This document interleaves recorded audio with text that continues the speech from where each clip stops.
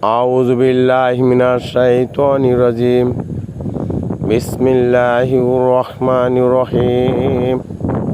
আল্লাহ পাক রব্বুল আলামিন কুরআনুল কারীম ইরশাদ করেন, ওমান আযলামু মিম্মান মানা মাসাজিদাল্লাহি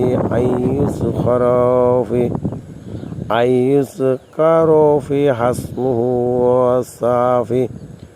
ওয়াসাআ ফি খরবিহা উলাইকা মা কানা লাহুম আইয়াদখুলুহা ইল্লা খাইফিন লাহুম ফিদ দুনিয়া খিজু ওয়া লাহুম ফিল আখিরাতি আযাবুন আযীম।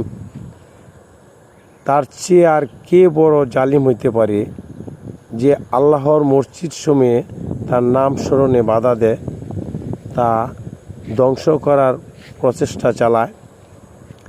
তাদের তো